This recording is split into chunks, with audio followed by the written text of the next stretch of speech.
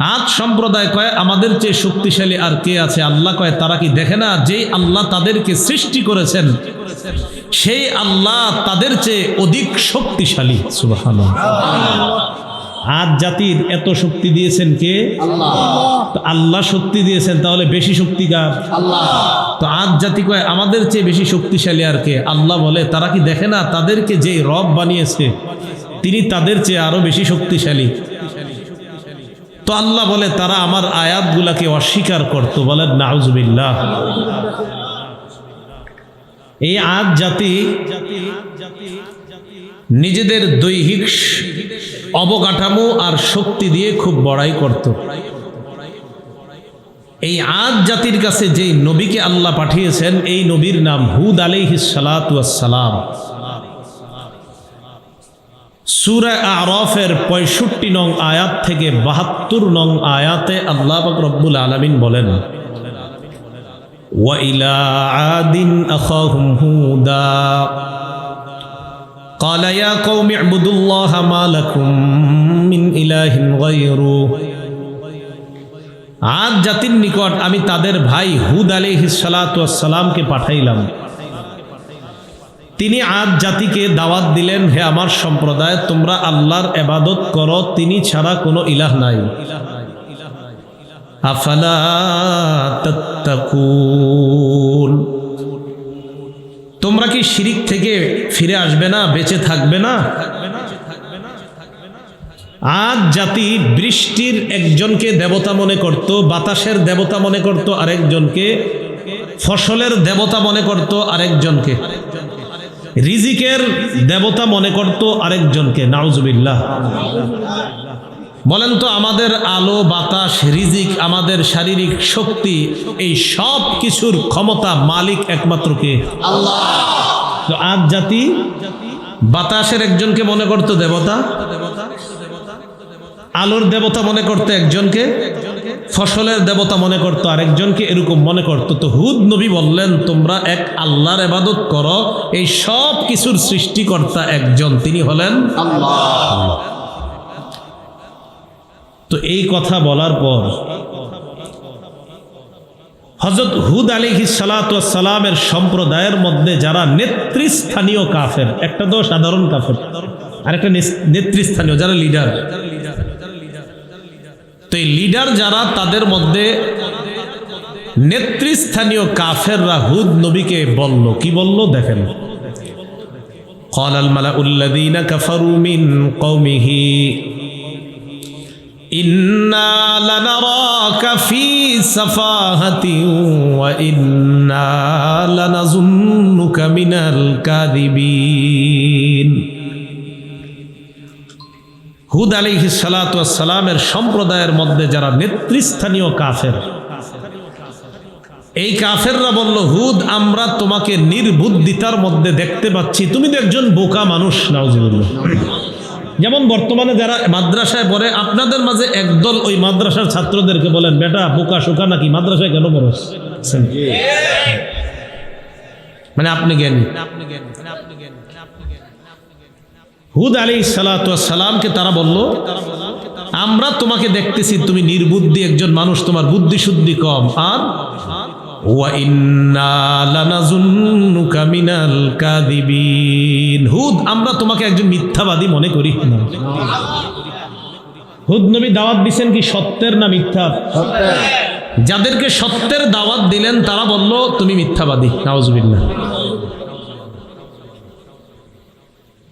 এই যুগেও যদি আপনারা তালাশ করেন কোরআন হাদিসের স্পষ্ট পিওর কথাগুলা অনেক মানুষকে আপনি বলবেন, বলার পরেও বলবে থুর হুজুর কি বুঝে আন্দাজি, হ্যাঁ নিজের মন মতো কথা বলে। আসলে হুজুর সত্য কথা বলছে, যে কথাটা বুঝে নাই সে হুজুরকে মিথ্যাবাদী বলে, প্রকারান্তরে নিজেই আল্লাহর দরবারে মিথ্যাবাদী সাব্যস্ত হয়। হুদ নবী কি সত্যের দাওয়াত দিছে না মিথ্যার? নেতৃস্থানীয় কাফেররা কি বলল? মিথ্যাবাদী। তো এই চরিত্রগুলা যেন আমাদের মধ্যে না আসে। তো এই কথা বলার পর হুদ আলাইহিস সালাতু ওয়াস সালাম জবাব দিলেন, উবাল্লিগুকুম রিসালাতি রাব্বি ওয়া আনা লাকুম নাসিহুন আমিন। আমি তোমাদেরকে কোনো মিথ্যা কথা বলি না, আমি তোমাদের সামনে কোনো মিথ্যা দাওয়াত দেই নাই। আল্লাহর পক্ষ থেকে যেই দায়িত্ব আমি পেয়েছি, যেই দায়িত্ব দিয়ে আল্লাহ আমাকে পাঠিয়েছেন, এই দায়িত্ব আমি তোমাদের কাছে পৌঁছাই। ওয়া আনা লাকুম নাসিহুন আমিন, আমি তোমাদের একজন বিশ্বস্ত কল্যাণকামী। এই জন্য মনে রাখবেন উলামায়ে কেরাম আপনাদের জন্য বিশ্বস্ত কল্যাণকামী। কোন আলেম যদি আপনাদের মসজিদের খতিব হিসাবে বলে সুদ খাওয়া হারাম, তো তিনি আপনার জন্য একজন কল্যাণকামী, কারণ তিনি আপনাকে সুদ থেকে ফিরায়া জান্নাতি বানাইতে চান। তো হুদ নবী বললেন আমি তোমাদের একজন বিশ্বস্ত কল্যাণকামী। এরপরে হুদ নবী বলেন আওয়া আজিবতুম আন জাআকুম যিকরুম মির রাব্বিকুম আলা রাজুলিম মিনকুম লিউনযিরাকুম, তোমরা কি আশ্চর্য হয়েছ, তোমাদের মধ্য থেকে এক ব্যক্তির মাধ্যমে আল্লাহ পাক রব্বুল আলামিন তোমাদের রবের পক্ষ থেকে জিকির এসেছে, দাওয়াত এসেছে তোমাদের মধ্য থেকে একজন ব্যক্তির মাধ্যমে, এই জন্য কি তোমরা আশ্চর্য হও? হুদ নবী তাদেরকে কেন এই কথা বললেন? মানুষের মধ্যে এই জাতীয় কথা বলা হয়, হুদ আমাদের মতো একজন মানুষ, আমাদের মতো একজন মানুষের কথা কেন আমরা শুনবো? হুদ নবী তাদেরকে বললেন আও আজিবতুম, তোমরা কি আশ্চর্য হও, আন জাআকুম যিকরুম মির রাব্বিকুম আলা রাজুলিম মিনকুম, তোমাদের কাছে তোমাদের মধ্য থেকে এক ব্যক্তির মাধ্যমে তোমাদের রবের পক্ষ থেকে উপদেশ এসেছে, এই কারণে কি তোমরা আশ্চর্য হও? লিউনযিরাকুম, যে উপদেশের মাধ্যমে তিনি তোমাদেরকে ভয় দেখাইতে চায়, জাহান্নাম থেকে বাঁচিয়ে জান্নাতের দিকে নিতে চায়। এই কথা হুদ নবী তাদেরকে জানিয়ে দেওয়ার পর বললেন ওয়াজকুরু ইয জাআলাকুম খুলাফা মিন বা'দি কওমি নূহি ওয়া যাদাকুম ফিল খালকি বাসতা। ওয়াজকুরু, স্মরণ করো, ইয জাআলাকুম খুলাফা মিন বা'দি কওমি নূহ, যখন আল্লাহ তোমাদেরকে নূহ নবীর পরে তোমাদেরকে আল্লাহ প্রতিনিধি বানিয়েছেন। ওয়া যাদাকুম ফিল খালকি বাসতা, আল্লাহ তোমাদেরকে দৈহিকভাবে এবং শক্তিতে তোমাদেরকে অনেক বেশি দান করেছেন। ফাযকুরু আলা আল্লাহি লাআল্লাকুম তুফলিহুন, আল্লাহর নিদর্শনাবলী, আল্লাহর নিয়ামতগুলোকে তোমরা স্মরণ করো যাতে তোমরা সফলকাম হয়ে যাও। হুদ নবী তাদেরকে যখন দাওয়াতের কথা স্মরণ করায় দিলেন আর বলে দিলেন তোমাদের শক্তি এটাও আল্লাহ দান করেছেন, তোমাদের দৈহিক ক্ষমতা এটাও আল্লাহ দান করেছেন, দুনিয়ার মধ্যে তোমাদের মতো অন্য কাউকে আল্লাহ বানাননি, এটাও আল্লাহর দান। অতএব তোমরা আল্লাহর নিয়ামত স্মরণ করো, আল্লাহর অনুগ্রহ স্মরণ করো। এখন বুঝেন, এতটুকু বলার পর আজ সম্প্রদায় কয় যদি না মানি কি হবে? যদি না মানলে কি হবে তোমার কথা? আজ সম্প্রদায়ের ভাবসা বেরুম যে আমাদের চেয়ে শক্তিশালী আর কে আছে, তোর মিয়া তোমার কথা না শুনলে কি হবে? তো হুদ নবী বললেন যদি আমার কথা না শোনো তোমাদের উপর আযাব আসবে। আজ সম্প্রদায় হুদ নবীরে কি বলে এবার দেখেন, ক্বালু আজিতানা লিনা'বুদাল্লাহা ওয়াহদাহু ওয়া নাযারা মা কানা ইয়া'বুদু আবাউনা। মন দিয়ে শুনেন কি কয়। আদ সম্প্রদায় হুদ নবীকে বলল তুমি কি আমাদের কাছে এমন জিনিস নিয়ে এসেছো, এমন বিধান নিয়ে এসেছো যেন আমরা এক আল্লাহর ইবাদত করি, আর আমাদের বাপ দাদারা যে বিভিন্ন খোদার পূজা করত এটা যেন আমরা ছেড়ে দেই আর এক আল্লাহর ইবাদত করি। তুমি কি আমাদেরকে এটা বলতে চাও? এই জাতীয় কিছু নিয়ে এসেছো? তুমি আমাদেরকে বললে বলতে থাকো, কোনো সমস্যা নাই। এক আল্লাহর ইবাদত আমরা করব না, আমাদের বাপ দাদারা যে বিভিন্ন দেবদেবতার পূজা করত, ইবাদত করত, শিরিক করত, আমরা সেটাই করব। নাউজুবিল্লাহ। তো এবার হুদ নবী তাদেরকে বললেন দেখো এগুলা করলে তোমাদের উপর আযাব আসবে। তো আজ সম্প্রদায় কয় ফাতিনা বিমা তাইদুনা ইন কুনতা মিনাস সাদিকিন। হুদ নবীরে কয়, তুমি যদি সত্যবাদী হয়ে থাকো তো যেই আযাবের ভয় আমাদেরকে দেখাইতেছো, কও আল্লাহরে, কও ওই আযাব দিতে কও। ফাতিনা, নিয়ে আসো, বিমা তাইদুনা, যে আযাবের ওয়াদা করতেছো যে আযাব আসবে, ঠিক আছে ওই আযাব নিয়ে আসো, অপেক্ষা আছে। আমাদের বর্তমান সমাজের কর্মকাণ্ড এমন, ভাবসাব এমন, করোনা নামক গজব দিল আল্লাহ।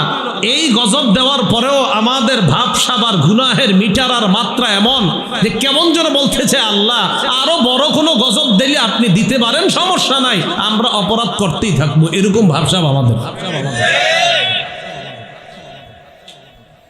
না হয় করোনার যখন ছিল, আমি মনে করছি করোনার পরে মানুষ মনে হয় অন্তত গুনাহ করতে 10 বার ভাববে।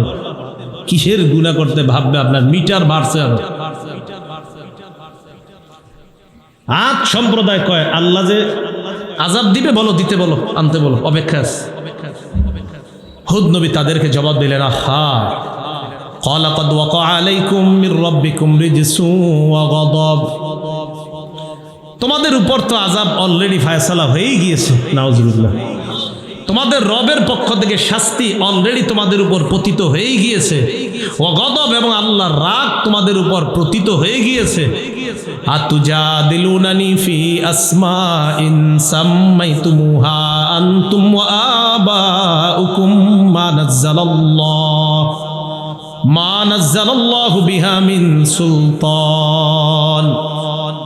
আমার সাথে কি তোমরা এমন কিছু নাম নিয়ে ঝগড়া করতে চাও যে নামগুলা তোমরা রাখছো আর তোমাদের বাপ দাদারা রাখছে? বৃষ্টির একটা দেবতা, এটার একটা নাম রাখছো। এরা কি করছে? বিভিন্ন দেবতার নাম রাখছে। ওয়াদ্দুন একটার নাম, একটার নাম সুয়া, একটার নাম ইয়াগুস, আরেকটার নাম ইয়াউক, আরেকটার নাম নাসরুন। আবার তাফসীরের কিতাবে আরো অন্যান্য নামও আসছে। সামুদ সম্প্রদায়, আদ সম্প্রদায়ের পরের সম্প্রদায় সামুদ, এরাও এই 5 খোদার ইবাদত করত। তো বলতেছে তোমরা কি এমন কিছু নাম নিয়ে আমার সাথে ঝগড়া করতে চাও যে নামগুলা তোমরা রাখছো আর তোমাদের বাপ দাদা যারা তারা রাখছে, এমন কিছু নাম নিয়ে আমার সাথে ঝগড়া করতে চাও? ফান্তাজিরু, অপেক্ষা করো আযাবের। ইন্নী মাআকুম মিনাল মুনতাজিরিন, আমিও তোমাদের সাথে অপেক্ষা করতেছি। তো এরা কয় ঠিক আছে, দেখি কি গজব আসে। নাউজুবিল্লাহ। এদের উপর প্রথম গজব আসলো অনাবৃষ্টি। বৃষ্টি বন্ধ হয়ে গেল, টানা 3 বছর বৃষ্টি নেই। কয় বছর? 3 বছর বৃষ্টি নেই। এই যে 3 বছর বৃষ্টি নাই, এরপরেও তাদের মাঝে বুঝ আসতেছে না যে আমাদের সঠিক পথে ফিরে আসা দরকার। কোনো বুঝ নাই। বৃষ্টি বন্ধ। বৃষ্টি বন্ধ হওয়ার পর এই যে দেখেন না, বৃষ্টি বন্ধ ছিল, তা একজন আলেমে দিন বৃষ্টির নামাজ পড়ছে না? শেখ আহমদুল্লাহ সহ আরো বড় বড় আলেমরাও পড়ছে অনেক জায়গায়। বৃষ্টির জন্য দোয়া করলো, এটা নিয়েও একদল হাসাহাসি করলো। মানে ভাবসাব এমন যে বৃষ্টি না আসলে কি হবে, এরকম একটা ভাবসাব। তো মনে রাখতে হবে বৃষ্টি আল্লাহর গজব। আল্লাহ যখন গজব হিসাবে বৃষ্টি না দেয়, আর কিছু মানুষ ভাবসাব ধরে আর বুঝায়, আরে থুর এগুলা কি আন্দাজি, হুজুররা বৃষ্টির জন্য দোয়া করে আর এটার জন্য হাসাহাসি করে। তো বুঝতে হবে যারা হাসাহাসি করে তারা ওই জাতীয় মানুষদের মতো যারা 3 বছর বৃষ্টি না পেয়েও গজবের অপেক্ষা করছিল, এরাও গজবের অপেক্ষা করে। এজন্য যারা গজবের অপেক্ষায় আছে এদের থেকে আমাদের দূরত্ব বজায় রাখা দরকার। তো বৃষ্টির নামাজ পড়ে হাসে। আল্লাহ আমাদেরকে হেফাজত করে। আমিন। তো বলছিলাম আদ সম্প্রদায় এরা কয় আল্লাহ কি গজব দিব, বৃষ্টি হয় না। এই 3 বছর বৃষ্টি না হওয়ার কারণে ফসলাদির এমন অবস্থা হয়েছে, মাটিগুলা এত শক্ত হয়ে গিয়েছে। এরপরেও তারা হুদ নবীর কথা শুনে না। আল্লাহ পাক রব্বুল আলামিন এক পর্যায়ে তাদের উপর 7 রাত এবং 8 দিনের একটা গজব দিলেন। কয়দিন? 7 রাত 8 দিন। সূরাতুল হাক্কার মধ্যে 6 নম্বর আয়াত থেকে আল্লাহ আলোচনা করেন, সাখখারাহা আলাইহিম 7 লায়ালিন ওয়া 8 আইয়াম হুসুমান ফাতারাল কওমা ফিহা সারআ। আল্লাহ তাদের উপর প্রচন্ড বেগে ঝঞ্ঝা বায়ু বাতাস আল্লাহ তাদেরকে 7 রাত 8 দিন পর্যন্ত দিলেন। এই গজবে তাদেরকে আল্লাহ পাক রব্বুল আলামিন ধ্বংস করে দিলেন। মানুষগুলা ধ্বংস হয়ে এত বড় বড়, দেখতে শক্তিতেও ছিল বড়, দৈহিকভাবেও বড় ছিল, সবগুলা বিভিন্ন জায়গায় পড়ে রয়েছে। তাহলে বলেন তো, এত বড় বড় জাতি যাদের অনেক শক্তি ছিল তাদেরকে ধ্বংস করে দিয়েছেন কে? আল্লাহ। এখন আল্লাহ গজব দিতে পারেন? পারেন। অতএব সমস্ত বিষয়ে একমাত্র ক্ষমতার মালিক কাকে মানা? এরা কয় না আমগো বেশি শক্তি। তা আসেন আবার ফিরে যাই সূরা আনকাবুতের 38 নং আয়াত থেকে বলছিলাম, আদ জাতিকে আমি ধ্বংস করেছি। এরপর আল্লাহ বলেন ওয়াসামুদা ওয়াকাদ তাবায়্যানা লাকুম মিন মাসাকিনিহিম, সামুদ জাতিকে আমি আল্লাহ ধ্বংস করেছি। আদ জাতি ধ্বংস হওয়ার অনেক বছর পর সামুদ জাতি দুনিয়াতে আসছে। আদ জাতি আর সামুদ জাতি তাদের গোড়া একই দাদা, একই দাদার দুটি বংশধর, আদ জাতি সামুদ জাতি। এই সামুদ জাতি দুনিয়াতে আসলো তাবুক, রাসূল সাল্লাল্লাহু আলাইহি ওয়াসাল্লাম যে তাবুক যুদ্ধ করেছেন, এই তাবুকের আগে সামুদ জাতি বসবাস করত। সামুদ জাতিকে কোরআনের মধ্যে বলা হয়েছে আসহাবুল হিজির। সুতরাং সামুদ জাতি যেখানে বসবাস করত এই এলাকাটার নাম হিজির। কি নাম? হিজির। আল্লাহ পাক রব্বুল আলামিন বলেন ওয়ালাকাদ কাযযাবা আসহাবুল হিজরিল মুরসালিন, হিজিরের অধিবাসীরা রাসূলদেরকে অস্বীকার করেছে, অবিশ্বাস করেছে। নাউজুবিল্লাহ। সামুদ জাতির নিকট আল্লাহ নবী পাঠাইলেন সালেহ আলাইহিস সালাতু ওয়াস সালামকে। বলেন কোন নবী? সালেহ আলাইহিস সালাতু ওয়াস সালাম। এই সালেহ নবীকে আল্লাহ পাঠানোর পর তাদের কাছে আসলেন, দাওয়াত দিলেন। তাদেরকে আল্লাহ আজীব শক্তি দিয়েছে, কি পাহাড় কাইটা ঘর বানাইতে পারতো, বাড়িঘর বানাইতে পারতো। স্থাপত্য শিল্পে তারা এতটা উন্নতি সাধন করেছে যে পাহাড় কাইটা কাইটা বড় বড় বাড়ি, ইমারত, অট্টালিকা তারা বানাইতে পারতো। এই সামুদ জাতির নিকট যে নবীকে পাঠাইছে সালেহ, বলেন কোন নবী? ওলামা ছাড়া অন্যরা বলেন তো আদ জাতির নিকট যে নবীকে পাঠাইছে কি নাম ছিল? না হুদ। এই মাত্রই না বললাম, ভুলা যায় মানুষ। মাহফিলে একটু মাথাটা ঠান্ডা করে বসেন। বলেন আদ জাতি যাদের ধ্বংসের আলোচনা করলাম তাদের কাছে যে নবী এসেছিলেন নাম কি? হুদ। সামুদ জাতির কাছে যে নবী এসেছেন তার নাম কি? সালেহ। বলেন কি নাম? সালেহ আলাইহিস সালাতু ওয়াস সালাম আসছে। সালেহ নবী তাদের কাছে আসার পর তাদেরকে দাওয়াত দিলেন। وإلى ثمود أخاهم صالحا فقال يا قوم اعبدوا الله ما لكم من إله غيره। সামুদ জাতির নিকট সালেহ আলাইহিস সালাতু ওয়াস সালামকে পাঠাইলাম। তিনি দাওয়াত দিলেন, হে আমার সম্প্রদায়, তোমরা আল্লাহর ইবাদত করো, তিনি ছাড়া কোনো ইলাহ নাই। সালেহ নবীর জাতি তাকে বলে, সালেহ আমরা তোমাকে অনেক বুদ্ধিমান মনে করতাম, তোমাকে নিয়ে কত স্বপ্ন দেখতাম, তোমাকে এই বানাবো সেই বানাবো। তুমিও শেষমেশ আমগো বাপ দাদার ধর্মের বিরুদ্ধে কথা বলা শুরু করলা। স্বপ্ন দেখ, আপনাদের এই এলাকার এক ছেলের নিয়ে আপনারা অনেক স্বপ্ন দেখছেন। এই বেচারা উজানি মাদ্রাসায় পড়াশোনা কইরা দাওরা হাদিস পাশ করে আইসা বলতেছে, আব্বা এতদিন যে সুদ খাইতেন এটা ঠিক না, এটা হারাম। তোর এই জন্যই পড়ালেখা করাইস। তাহলে কি স্বপ্ন দেখছে আল্লাহ জানে। সামুদ জাতি কয়, তোমারে নিয়ে কত স্বপ্ন দেখছি আমরা, তুমিও আমগো বাপদাদার বিরুদ্ধে, ধর্মের বিরুদ্ধে দাওয়াত দিতেছ। এই সামুদ সম্প্রদায় 5 খোদার ইবাদত করত, ওয়াদ্দুন, সুয়া, ইয়াগুস, ইয়াউক, নাসরুন। মনে রাখবেন যে 5টি মূর্তির নাম বললাম দেবতা, এই 5টি মূলত দেবতা ছিল না, এই 5 জন মূলত আল্লাহর ওলির নাম ছিল। কার নাম? আজীব কথা, ঠিক না? সহিহ বুখারীর বর্ণনা। এই 5 জন ছিল আল্লাহর ওলি। তখন দুনিয়াতে নবী ছিল না। এই 5 আল্লাহর ওলিকে দেখে অন্যান্যরাও ইবাদত করত। কারি ইব্রাহিম সাহেব রহমতুল্লাহ আলাইকে দেখে দেখে এই এলাকার মুরব্বীরা ইবাদত বন্দিগি করত কিনা? 5 আল্লাহর ওলি যখন দুনিয়া থেকে বিদায় নিল, বিদায় নেওয়ার পর তারা অনেক কান্নাকাটি করে, হারে কত বড় ওলিদেরকে হারাইলাম। ইবলিস তাদের কাছে আসলো। আসার পর কয়, তোমরা যাদেরকে হারিয়েছো তাদেরকে খুব মনে পড়ে? কয় হ্যাঁ। মানুষের রূপ ধারণ করতে পারত, তখন ইবলিস মানুষের রূপ ধারণ করে ওই 5 আল্লাহর ওলির ছবি তাদের সামনে দেখাইলো যে এই 5 আল্লাহর ওলি তো। কয় হ্যাঁ। মাটি দিয়ে তাদের আকৃতি বানাইলো। কি দিয়ে? আকৃতি বানায় বললো এরাই তো। কয় হ্যাঁ। ঠিক আছে, এদেরকে সামনে রেখে রেখে ইবাদত করো। না, তখনও শিরিক শুরু করে নাই। সামনে রাখতো আল্লাহর ওলিদেরকে, বাকি ইবাদত করতো আল্লাহ। মনে পড়তো হারে এই ওলিদেরকে দেখে ইবাদত করতাম। এই জেনারেশন বিদায় নেওয়ার পরবর্তী জেনারেশন আসলো। আসার পর ইবলিস তাদেরকে আইসা বলতেছে, তোমাদের বাপ দাদারা যে আল্লাহর ওলিদেরকে দেখা দেখা ইবাদত বন্দিগি শিখছে আর করতো, তাদেরকে খুব মনে পড়ে, তাই না? কয় হ্যাঁ। কয় এই যে 5 আল্লাহর ওলির প্রতি ছবি তোমাদের কাছে নিয়ে আসলাম, তাদেরকে সামনে রেখে ইবাদত করতে পারো। তো তারা যখন ইবাদত করে, ইবলিস কয় তোমাদের বাপ দাদাদেরকে দেখছি তাদের সামনে সেজদা দিত, তোমরাও সেজদা দিতে পারো, সমস্যা নেই। নাউজুবিল্লাহ বলেন। শুরু হয়ে গেল মূর্তি পূজা পৃথিবীতে। এই সর্বপ্রথম আপনার ইবলিস আল্লাহ ছাড়া অন্যদেরকে সেজদা দেওয়ানো শুরু করলো। তাহলে বলেন তো, যাদেরকে সেজদা দিল তারা কি খারাপ ছিল না? তারা মূলত 5 জন আল্লাহর ওলি ছিল। আল্লাহর ওলিদের কি এখানে কোনো দোষ আছে? নাকি তাদেরকে কেন্দ্র করে শিরিক করাটা অপরাধ? বলেন। শাহজালাল রহমতুল্লাহি আলাই যেই কবরে শুয়ে আছে, শাহজালাল রহমতুল্লাহি আলাই আমাদের দেশে দাওয়াত দিয়েছেন, ঠিক তো? শাহজালাল রহমতুল্লাহি আলাইহির কবরকে কেন্দ্র করে যদি শিরিক হয়, এই শিরিক কি হালাল না হারাম? হারাম।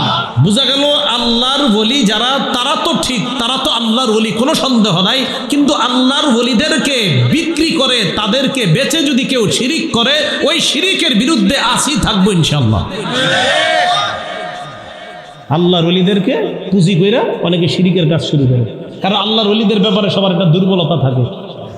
ইবলিস এই সুযোগটা কাজে লাগায় এই 5 জনের প্রতিচ্ছবিকে প্রথম সেজদা দেওয়ানো শুরু করলো। এইভাবে পৃথিবীতে সর্বপ্রথম আল্লাহ ছাড়া অন্য কাউকে সেজদার প্রথা শুরু হয়।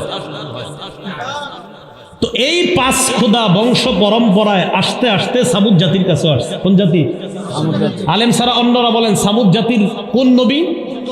সালেহ। আর আদ জাতির নবী হুদ আলাইহিস সালাতু ওয়াস সালাম। তো সামুদ জাতিকে সালেহ নবী দাওয়াত দিলেন, এক আল্লাহর ইবাদত করো। তোমরা যে 5 জন খোদার ইবাদত করো, ওয়াদ্দুন, সুওয়াউন, ইয়াগুস, ইয়াউক, নাসরুন, এগুলা ঠিক না। সামুদ জাতি এই দাওয়াত শুনতে শুনতে এক পর্যায়ে বিরক্ত হয়ে গেছে। কি হয়ে গেছে? কোরআন হাদিস শুনলে বিরক্ত হওয়ার মতো মানুষ এই যুগেও আসেনি। আচ্ছা, এটা আগেও ছিল। সালেহ নবীকে সামুদ সম্প্রদায় প্রস্তাব দেয়, সালেহ তুমি আমাদেরকে যে দাওয়াত দাও, আমরা তোমাকে একটা চ্যালেঞ্জ জানাইতে চাই। সালেহ নবী বললেন, কি চ্যালেঞ্জ? সামুদ সম্প্রদায় কয় অমুক জায়গায় মেলা হবে, ওই মেলার মধ্যে তুমি আসবা, আসার পর আমরা তোমার কাছে একটা চ্যালেঞ্জ দিব। ওই চ্যালেঞ্জটা তুমি যদি গ্রহণ করার পর চ্যালেঞ্জে যদি তুমি জয়ী হয়ে যাও, আমরা তোমার কথা মেনে নিব। সালেহ নবী বললেন, যদি আমি জয়ী হই আমার কথা মেনে নিবা? ঠিক তো? কয় হ্যাঁ।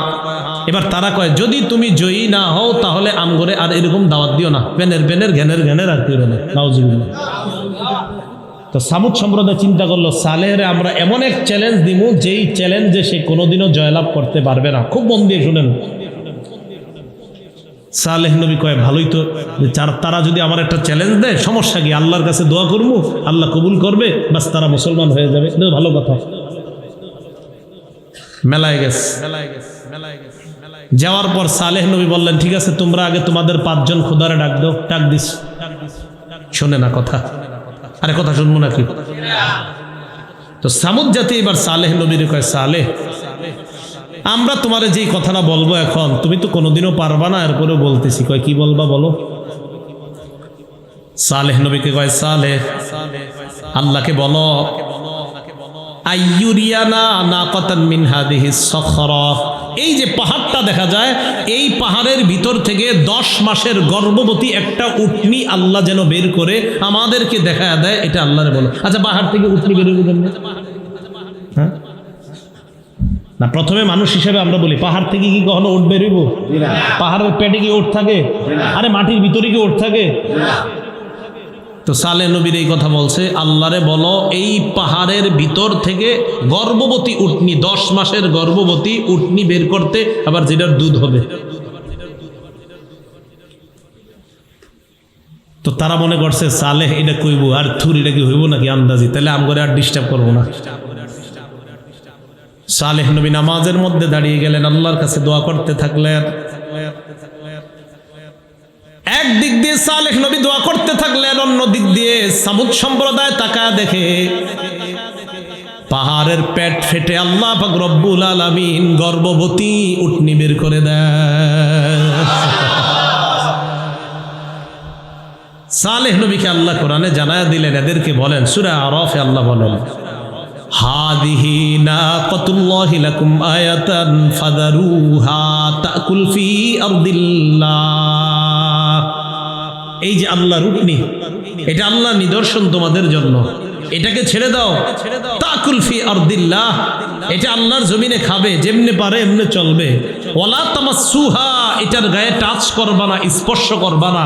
যদি করো খারাপ ভাবে স্পর্শ, ফায়াখুযাকুম আযাবুন আলীম, তাহলে যন্ত্রণাদায়ক শাস্তি তোমাদেরকে পাকড়াও করবে।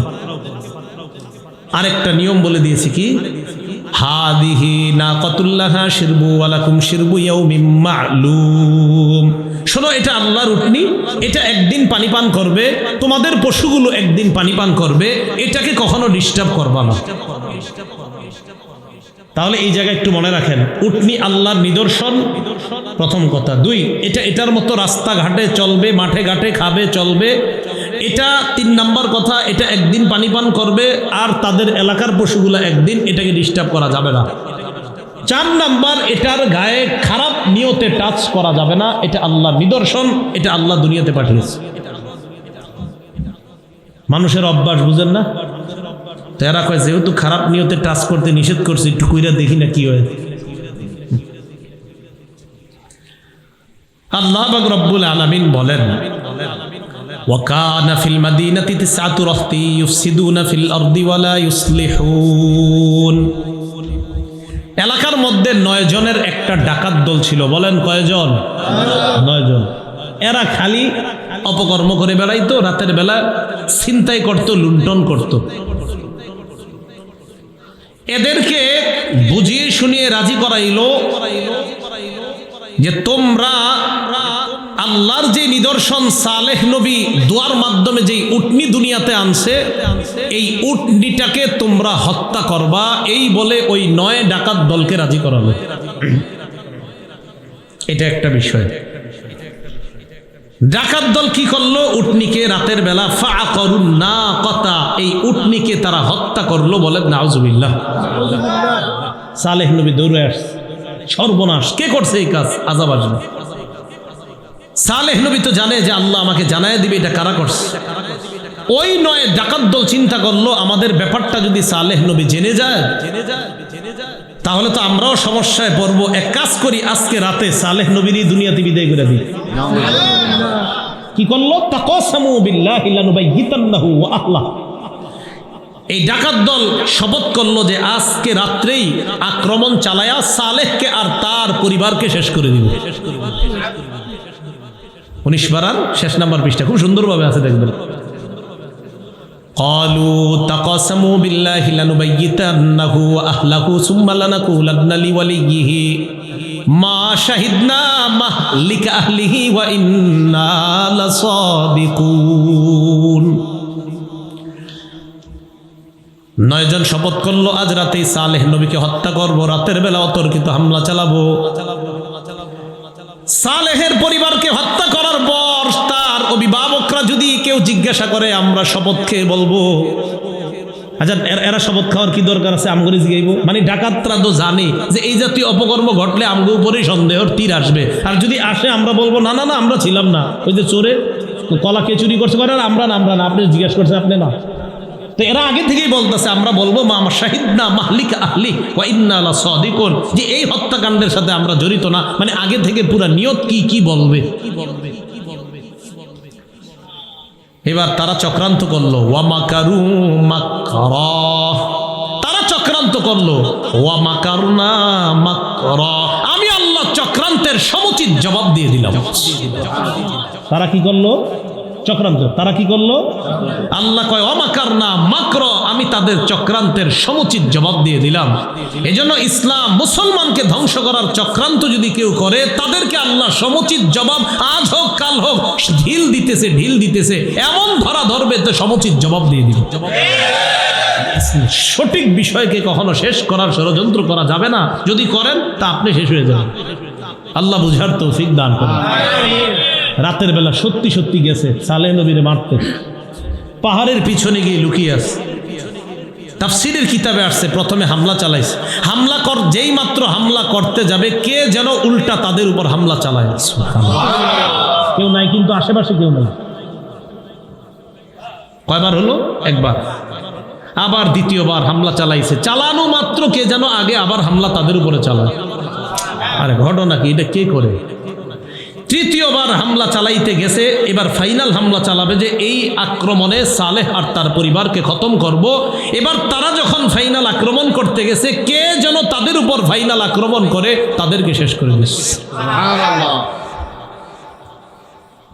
সালেহ আলাইহিস সালাতু ওয়াস সালামকে আল্লাহ জানায়া দিলেন, আপনারে মারার প্ল্যান করেছিল তারা, আমি আল্লাহ রাতের বেলা ফেরেশতাদের মাধ্যমে তাদের প্ল্যান নস্যাৎ করে দিয়েছি।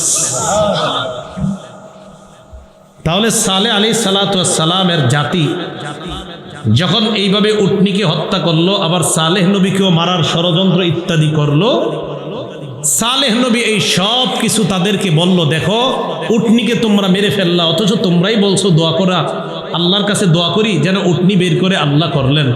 আবার আমাকে মারার জন্য ষড়যন্ত্র করছে একদল, দেখো তারাও সফল হতে পারেনি, উল্টা তারা শেষ হয়ে গেছে। সুতরাং আল্লাহকে মেনে নাও। এরাও কয় না মানলে কি হবে? ওই আদ জাতি কি বলছিল? আমাদের চেয়ে শক্তিশালী আর কে আছে, যদি না মানলে কি হবে? আল্লাহ সালেহ নবীকে বললেন, এদেরকে জানায়া দেন, তামাত্তাউ ফি দারিকুম সালাসাতা আইয়াম, তাদেরকে বলেন তোমরা আর 3 দিন আরামে বসবাস করো। কয়দিন? 3 দিন পর তোমাদের উপর আযাব আসবে। এই কথা শোনার পর সামুদ সম্প্রদায়,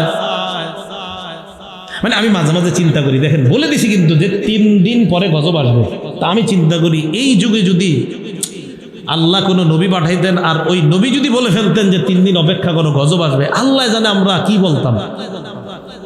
নবী তো আর আসবে না, তো চিন্তা করি যে আমাদের কাছে যদি এরকম কোনো নবী এসে বলতেন যে আর 3 দিন অপেক্ষা করো, 3 দিন পরে গজব এসে সব শেষ হয়ে যাবে, তা আমি চিন্তা করি এরকম যদি হতো, হবে না তো, হলে আমরা কি বলতাম আল্লাহ জানে। সালেহ নবী যখন বললেন আর 3 দিন অপেক্ষা করো, 3 দিন পর গজব আসবে, এরা কি, এদের অ্যাকশন কি হলো?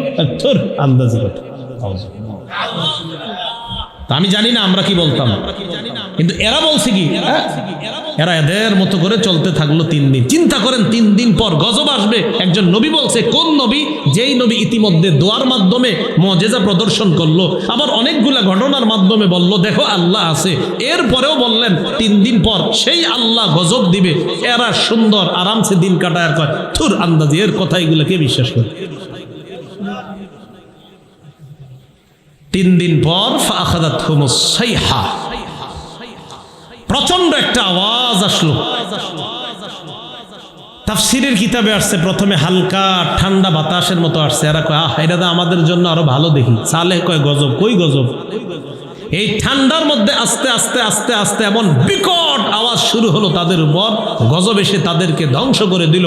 আল্লাহ পাক রব্বুল আলামিন বলেন, তাদের ঘর বাড়িগুলা এখনো তাবুকের আগে যদি এখান দিয়ে যাও, তোমাদের সামনে স্পষ্ট। নবী তাবুক যুদ্ধে যাওয়ার সময় সাহাবাদেরকে বললেন, সাবধান, এখানে বেশিক্ষণ থাইকো না, তাড়াতাড়ি এটা পার হও। কেন?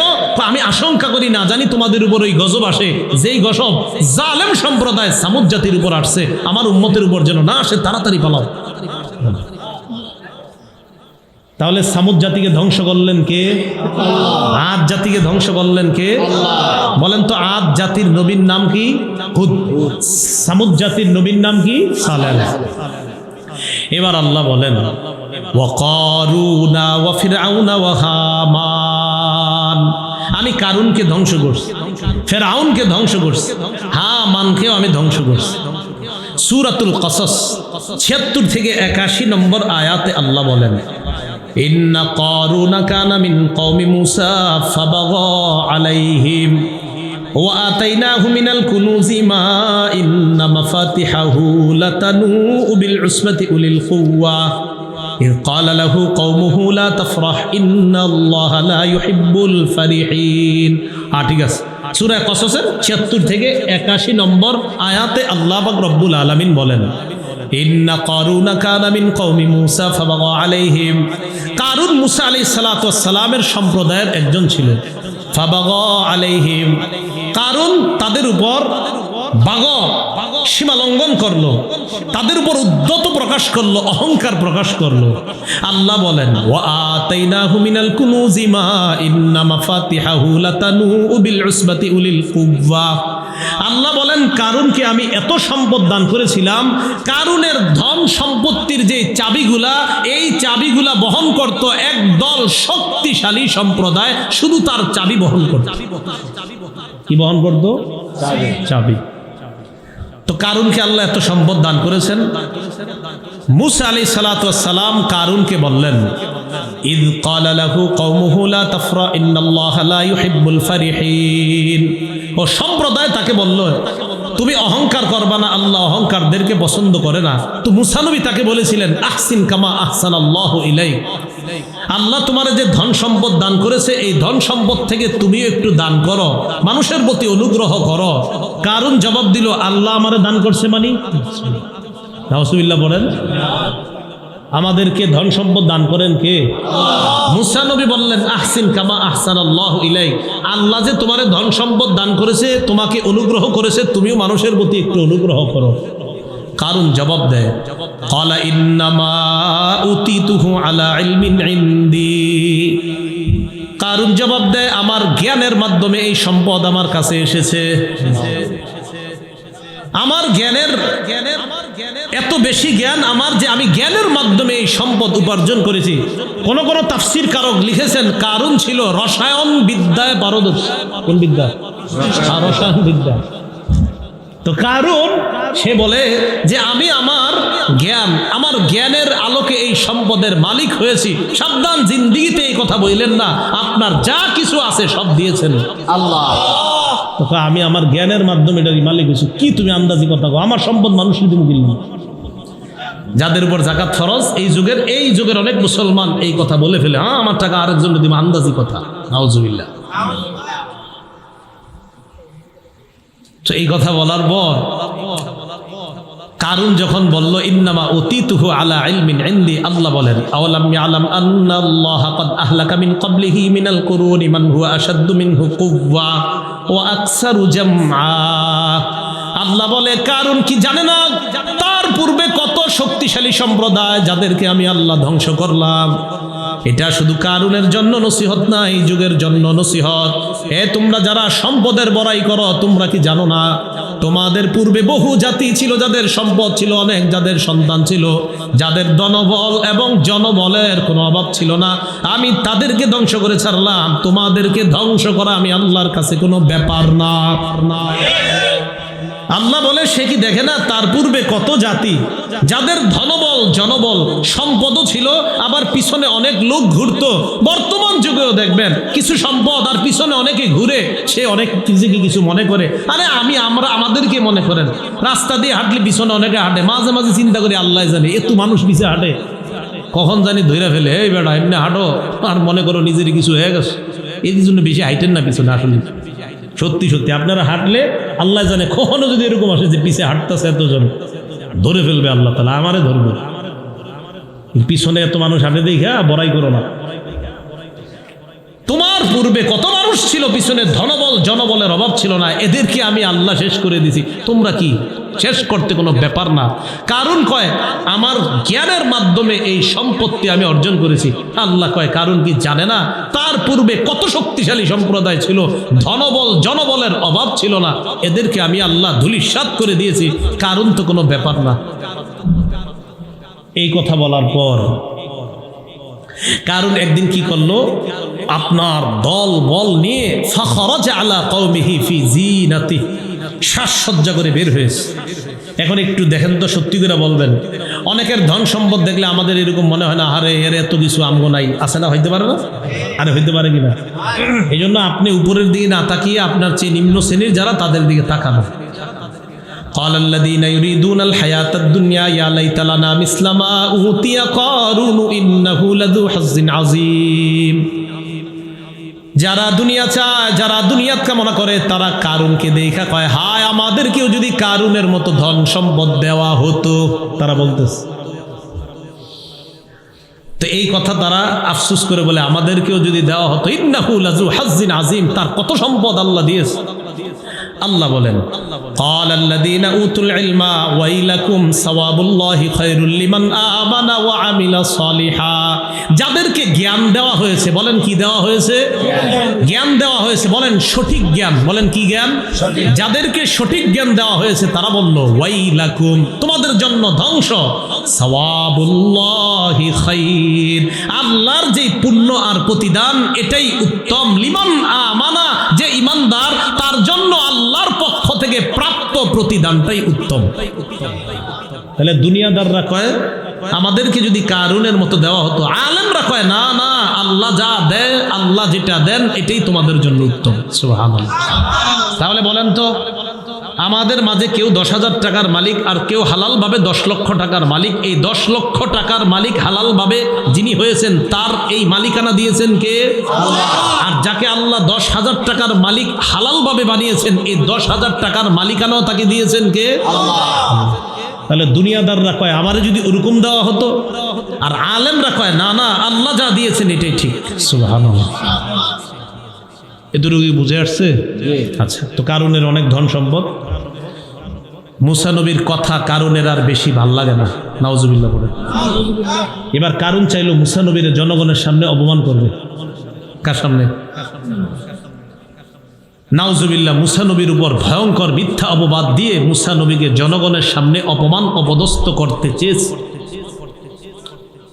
মুসা নবী এত কষ্ট পেয়েছে, আল্লাহ পাক রব্বুল আলামিন কারুনের ধন সম্পদ এই উভয়টাকে মানুষের চোখের সামনে আল্লাহ বলেন, ফাখাসাফনা বিহি ওয়া বিদারিহিল আরদ, কারুন আর তার ধন সম্পদ সব আমি মাটির নিচে দাফন করে দিলাম। কিসের নিচে? কারুনের ধন সম্পদের চাবি একজন বহন করতো না, একদল শক্তিশালী আছে না মাটির নিচে? আল্লাহ ধূলিসাৎ করে দিয়েছেন, মাটির সাথে মিশিয়ে দিয়েছেন, শুধু মানুষটাকে না ধন সম্পদকেও। আল্লাহ আমাদেরকে কথাগুলো বোঝার তৌফিক দান করেন। তাহলে কারুনকে আল্লাহ ধ্বংস করে দিলেন। এরপরে আল্লাহ বলেন, ওয়া ফিরআউনা ওয়া হামান, ফেরাউন আর হামান এরেও ধ্বংস করলাম। খুব মন দিয়ে শুনেন। মুসা আলাইহিস সালাতু ওয়াস সালামের কথায় যখন মানুষ দলে দলে মুসলমান হইতেছে, সত্যের পতাকার নিচে যখন আসতেছে, ফেরাউন একদিন প্ল্যান করলো তার দলবল নিয়ে যে আজ রাতেই মুসা নবীর অনুসারী যারা তাদেরকে হামলা করব, তাদেরকে ধ্বংস করে দিব। নাউজুবিল্লাহ। সূরাতুশ শুআরা আয়াত নাম্বার 53 থেকে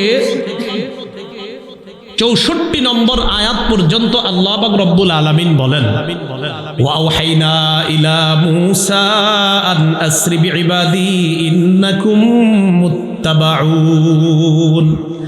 আমি মূসা নবীকে বললাম, রাতের বেলা আপনি আপনার দল নিয়ে বের হয়ে যান, আমার বান্দাদেরকে নিয়ে রাতের বেলা আপনি বের হয়ে যান, আপনাদেরকে অনুসরণ করা হবে, পিছন থেকে ধাওয়া করা হবে, আপনি তাড়াতাড়ি রাতের বেলা বের হয়ে যান।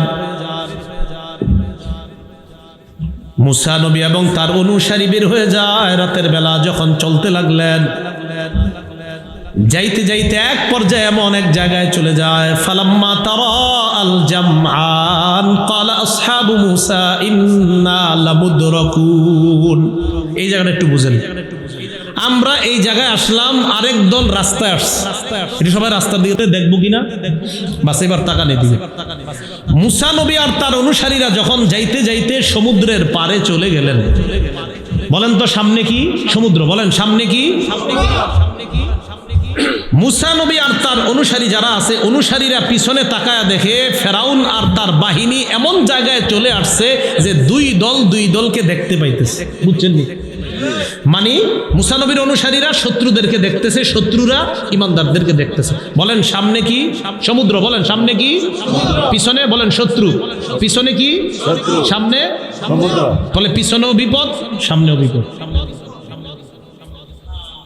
قال أصحاب موسى إنا لمدركون। মুসা নবীর অনুসারীরা বললেন, মুসা আমরা ধরা খেয়ে গেলাম, এই তো ফেরাউন আমাদেরকে দেখতেছে, ফেরাউনের বাহিনী দেখতেছে। ইমানটা একটু তাজা করে বলেন সামনে কি, পিছনে শত্রু, কি বিপদ। মুসা নবী জবাব দিলেন, কাল্লা ইন্না মাইয়া রব্বি সায়াহদিন, কখনো না, আমার সাথে আমার রব আল্লাহ, আল্লাহ আমাকে পথ দেখায় দিবেন। বলেন পিছনে সামনে বিপদ, ওই বিপদে একমাত্র সাহায্যকারী কে? আল্লাহ। এটা আমাদের বিশ্বাস, এটা আমাদের ইমান। আল্লাহ পাক রব্বুল আলামিন বলেন, ফাআওহাইনা ইলা মুসা আন ইদরিব বিআসাকাল বাহর, আমি মুসা নবীর প্রতি ওহী প্রেরণ করলাম, মুসা আপনি লাঠি দিয়ে সমুদ্রের মধ্যে আঘাত করেন। সুবহানাল্লাহ, আঘাত করছে। ফানফালাকা ফাকানা কুল্লু ফিরকিন কাত্তাউদিল আযীম, 12টা গোত্রের জন্য সমুদ্রের উপর 12টা শুকনা রাস্তা হয়ে গেছে। সুবহানাল্লাহ। পিছনে কারা? সামনে না রাস্তা? পিছনে কারা? শত্রু। সামনে রাস্তা। রাস্তায় কারা? ইমানদাররা। রাস্তায় কারা? পিছনে কারা? ইমানদাররা রাস্তা দিয়ে পার হচ্ছে। পার হইতে হইতে মাঝামাঝি যখন গেছে, ফেরাউন আর তার সম্প্রদায় যারা পিছনে, তাফসীরের কিতাবে আসছে, ফেরাউন ওই রাস্তার সামনে দাঁড়ায় পিছনের এদেরকে বলে, কি বুঝলা? তারা কয় কি? এতদিন তো আমারে খোদা মনে করতা, শুধু তোমরা অন্য জায়গায়, এখন দেখো আমি কেমন খোদা, এই যে সামনে এখন রাস্তা সমুদ্রে, আমার হুকুম এখানেও চলে।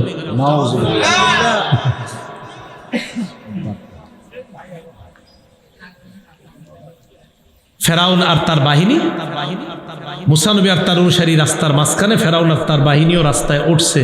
তাহলে বলেন সামনে ইমানদার, এবার রাস্তায় পিছন থেকে কারা? বেঈমান। বলেন কারা? ইমানদাররা ও পাশে চলে গেছে। একদম দেখবেন 1 নাম্বার পাড়ায় 7 নাম্বার পৃষ্ঠা খুললে দেখবেন খুব সুন্দরভাবে আছে ওই জায়গায়। আল্লাহ পাক রব্বুল আলামিন বলেন যে ইমানদাররা রাস্তা পার হয়ে যাওয়ার পর আল্লাহ বলেন, ফানজাইনাকুম ওয়া আগরাকনা আলা ফিরআউনা ওয়া আনতুম তানজুরুন, সূরা বাকারার 50 নম্বর আয়াত। কারো ঘরে কোরআনের বাংলা অনুবাদ যদি থাকে একটু পড়তে পারেন। দেখেন আল্লাহ বলেন, ইমানদাররা রাস্তা পার হয়ে ও পাশে চলে গেছে। চলে যাওয়ার পর মুসা নবী ইমানদারদেরকে বললেন, থামো, একটু পিছনে তাকাই, দেখো না কি হয়। পিছনে তাকাই। এখন রাস্তায় কারা? বেঈমানরা। রাস্তার ওপাশে কারা? ইমানদাররা। সব তাকায়। আল্লাহ বলে, আনতুম তানজুরুন, কয় ব্যাপারটা তোমরা দেখতেছিলা। সুবহানাল্লাহ। তো ইমানদাররা তাকায় রয়েছে, দেখি কি হয়।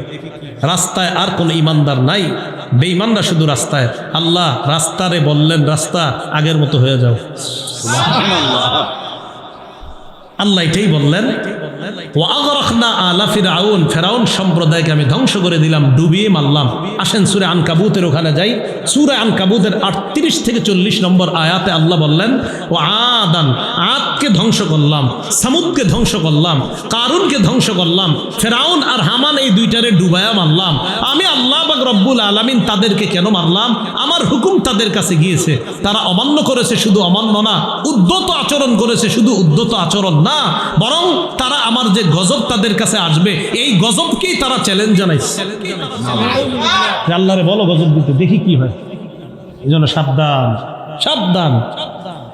সব সময় নত হয়ে থাকা, সব সময় নিজের মনে করা যে আমি মনে হয় পৃথিবীর সবচেয়ে বড় পাপী, আল্লাহ মাফ করে দেন, আল্লাহ মাফ করে দেন, আল্লাহ মাফ করে দেন। আল্লাহ, আমি তো মনে করি এই যুগে অন্য কারো দিকে তাকানোর সুযোগ আপনার নাই, শুধু নিজের চিন্তা করেন, আল্লাহ মাফ করেন, আল্লাহ মাফ করেন, আল্লাহ মাফ করেন, আল্লাহ মাফ করেন, এই চিন্তা করা। তাহলে বলেন তো, আমাদের রব আগেও ছিলেন, এখনো আছে, ভবিষ্যতেও থাকবে। যিনি কোনোদিনও শেষ হবেন না, তিনি কে? আল্লাহ। আল্লাহ। সে আল্লাহর উপর একই বিশ্বাস, আস্থা আমরা যেন পরিপূর্ণভাবে নিয়ে কবরে যেতে পারি। আল্লাহ তৌফিক দান করেন। উজারি মাদ্রাসা শেখুল হাদিস সাহেব হুজুর চলে এসেছেন, হুজুরে বসিয়ে রেখে 2-3 মিনিট কথা বলে ফেললাম, হুজুরের কাছে ক্ষমা চাই। আল্লাহ পাক রব্বুল আলামিন আমাদের সকলকে যে কথাগুলো বললাম শুনলাম, কথার উপর যেন আমরা সকলে আমল করতে পারি, আল্লাহ তৌফিক দান করেন বলে আমিন। ওয়া আখিরু দাওয়ানা আনিল হামদুলিল্লাহি রাব্বিল আলামিন। হুজুরের আলোচনা শোনার পরে ওই আমাকে একটা ঘোষণা দিতে বলছেন আর কি, যে ওই মিম্বরের আমানত, আমার যে বয়ান যেই পদ্ধতিতে বয়ান করি ওই পদ্ধতিতেই লিপিবদ্ধ। তো 1 নম্বর খণ্ড নাই, দ্বিতীয় আর তৃতীয় খণ্ডে মনে কিছু আছে। দ্বিতীয় খণ্ডে সুদ সম্পর্কে, আর তৃতীয় সুদ হালাল হারাম আর সুদ সম্পর্কে, আর তৃতীয় খণ্ড একদম স্বামী স্ত্রীর পরিপূর্ণ যে অধিকার কোরআন সুন্নাহ থেকে ওইভাবে ওখানে লিপিবদ্ধ করা হয়েছে। ওলামায়ে কেরাম সহ সাধারণ যারা আছেন সবার জন্য কিতাবটা খুবই উপকারী হবে ইনশাআল্লাহ। এবং ঘরে মা বোনরাও পড়তে পারেন, দিতে পারেন। তো আপনাদের যদি কারো প্রয়োজন হয় হুজুর আলোচনা করবে ইনশাআল্লাহ। এরপরে গাড়িতে প্রকাশনী থেকে তার যারা আনছেন সম্ভবত কিছু বই আছে, বলছে বলার জন্য বলে দিলাম। যে কথাগুলো শুনলাম বললাম, সকলকে আমল করার তৌফিক দান করেন। আসসালামু আলাইকুম রহমতুল্লাহ। হ্যাঁ কি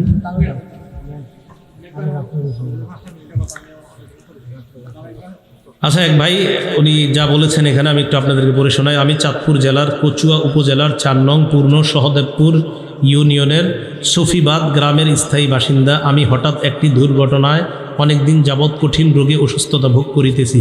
আমি এই সমস্যার কারণে 3 বার মেরুদণ্ড অপারেশন করেও সুস্থ সবলভাবে জীবনযাপন করিতে পারিতেছি না। অতীতে অপারেশনের জন্য 4 লক্ষ টাকা ব্যয় করি। বর্তমানে প্রস্রাবের জ্বালা পোড়া, প্রস্রাব জ্বরে, তাই আবারও জরুরি অপারেশন প্রয়োজন। আমার পক্ষে আর্থিক খরচ চালানো কোনোভাবেই আর সম্ভব হচ্ছে না।